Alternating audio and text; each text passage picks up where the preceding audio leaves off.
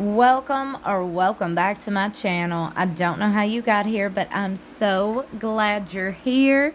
Did y'all watch the latest episode of Sister Wives that aired last night, November 3rd, exclusively on TLC?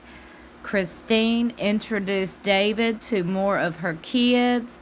Y'all, they went ring shopping. This episode was slam-packed with Christine and David, and I'm here for it. I thoroughly enjoyed it. I really did. I caught myself smiling the entire time they were on the screen. The entire time. Now, for the most part, the kids and David seem to really get along. Of course, when they're first meeting each other, they're kind of testing the waters, trying to, catch your vibe and all that. David walks in and, embraces Christine. And just all smiles and laughter, very lighthearted. Look, David could take the jokes. David could take the jabs. Peyton said, "Oh, look, it's Richard." I'm thinking, dude, how old are you? Like, it's a lot. But we know how kids are. Now, Christine did note that she wanted to, get the kids together and do a little, bring back some family traditions, because they did used to have a tradition. They'd get together and make this meal, whatever it was, like some chicken, rice, some all kind of stuff put in together. I don't know, all the stuff. It was a lot. But this right here, seeing David hold McKelty's baby, I love this. Okay, that really shows you the type of man he is. He is very involved, and that means a lot. Now, flash to Cody's scene, and his little confessional scene. He was like, well, I knew Christine would be dating as soon as we got, as soon as she left Flagstaff, as soon as she got to Utah, I knew she'd be dating. That was her goal when we divorced, was to go find her soulmate. So I'm thinking, dude, okay. Now, Janelle said, well, I get to meet David next weekend. I'm very excited. I've heard a lot about David, never met him, so I'm excited. I love this. I love all the family getting together, chit-chatting, getting to know David. I love this. I really do. Now, Christine and David were talking about getting married, all the things. So the kids are aware, okay? They are aware. It ain't going to be no new things sprung on them.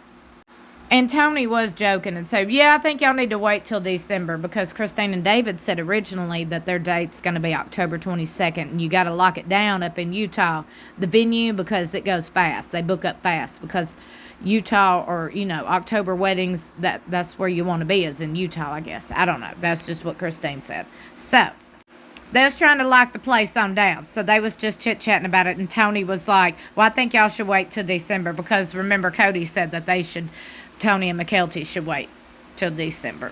So Tony was just trying to be funny. Again, Cody pops in his confession. He's like, I'm glad Christine's dating. I mean, I haven't heard. I'm just assuming she is. I'm like, dude, OMG. Speaking of, it was Cody Brown's 55th birthday, and he popped in to reflect on the past 55 years of his life, or the past 5 years anyway. Now, he did say, when he turned 50, he was trying to envision where he would be, in 5 years. And this is not it. He said he envisioned, and this is where he broke all the way on down, y'all. Broke all the way on down. Like Robin. He said, I envisioned my adult kids living across the road from me with their spouses. And that's when he just broke all the way down. And then it flashes to this right here.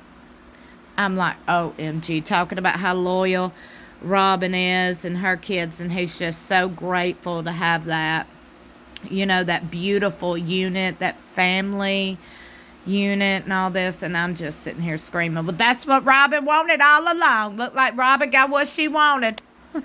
Again, my opinion. But he did say, looking back on, the memories and the big family and the kids, he does miss that. Now, Robin pops in. She's like, well, Cody's just very angry. This is not who he is. This is not Cody. This is not. I'm like, girl. Okay. We all see him being the same. I mean, it's him. Okay? He is who he is. Accept it. You cannot be blaming other people. I can't handle this. I digress. Anyway, here's Cody building a fire in the middle of the snow. I don't know what was going on. I guess he just wanted a scene. He just wanted, the people of TLC to record him doing something on Coyote Pass. I really have no idea what was going on here. Because he didn't say nothing in this scene. This was the confessionals, popping in and him narrating, basically. But, yeah, he said that he does vow to be a better, devoted father and be more connected with his kids. That is what he said that he was going to do at the time of that right there, which was his 55th birthday. Now, spoiler alert. We almost on his 57th birthday, and he's still in the same spot with his kids. But anyway, I guess that's their fault because they didn't reach out. Again, in my opinion, it's his fault. He don't reach out. Yes, he should be camping out on their doorsteps. That's his kids. But anyway, back to the fun, interesting, and happy scenes, in my opinion. Christine and David, woo, they are off to the ring store. Yes, ma'ams, we're going ring shopping. I was smiling ear to ear. They popped in that ring store, taking the coats off. They had then talked to the lady, I'm sure. Christine let her know what was up, let her know what she liked, what she didn't like. The lady brought out some different cuts of diamonds and showed Christine some different bands. She told Christine and David she could, basically customize her ring, do what she wants. Christine was like, I want some different metals, different colors, all the things. She just knows what she wants, okay? She knows what she wants. Now, in popped Cody again with his thoughts and opinions. I'm glad Christine found her soulmate. I'm thinking she's dating. I've heard she was dating. I assumed she would be dating. Same thing he's saying the whole time. It's like, okay, we get it. Back to Christine. She is so tickled. She's like, look, I didn't even get to pick out my ring, okay? Cody got me a ring, and it was one of them clatter rings. And, I'm thinking, dude didn't even put in no effort to do not one thing. Not one thing. But David is. Yes, ma'am. David's like, well, look, I want to give Christine what she wants. She deserves everything. She deserves the world and blah, blah, blah. And David's talking about his ring because Christine's like, look, we got to look at your ring. We got to find his ring. And he was talking about he wants a black ring because it's just different. And he thinks it's cool. And Christine's like, oh, my God, I think that's cool. I think I want to add a black to my ring as well. So the lady showed her some little shots of what it could look like. I'm like, this right here, beautiful. Different, beautiful. Christine's like, I didn't know I was so edgy. Who'd have thunk it? I'm like, yes, ma'am. This is beautiful, in my opinion. I love it. I do. I love it. Y'all, we get to Janelle and Cody's sit-down, meet-up conversation at the bistro. And I'm going to tell you something. First off, Cody walks in and says, ooh, how intimate. Janelle looks over like, this dude has lost his ever-loving mind. Janelle was ready. Okay, she was ready, child. She's ready to hold his feet all the way to that fire he done started over there on Coyote Pass. I was living for their meetup and their conversation, y'all. Dude finally got his food, and did you notice how in their meetups, he is shoveling food in his mouth the entire time? I guess he is taking full advantage of that food, that meal, huh? Probably didn't even pay for it. That's probably why. But look at him. He's over here, and Janelle didn't waste no time. He got his food, and Janelle's talking about some, well, look, we need to talk about the property. Do you want to buy me out or what? And he's like, well, wait a minute, Jen. We just go all the way to the end. Like, can we not work this thing out? And Janelle is over here laughing. She's like, we're just two different people. You too full of yourself. Literally, she is saying this stuff to his face. And this is how he looks. When she tells him he is so self-centered and full of himself. But she says it in a nice way. He's like, really? She's like, yeah, you've been, because he talks about, well, since COVID. She's like, no, you've been this way for a while. I'm like, oh, that was good. That was good. And then she starts bringing up, y'all, this is hilarious right here. She brings up when Robin bought her house, she had a conversation with Robin saying, well, I don't agree with you about, when you buy this house, just don't pull our resources, just don't mess with our resources and blah, blah, blah. And she said, Cody come to her and told her and kind of scolded her about that conversation. And she said there wasn't no way for you to know about that conversation unless Robin told you. See, she said that because Cody keeps talking about these kids gossiping and these women gossiping. So Janelle basically just bringing up facts of Robin and Cody gossiping about the wives.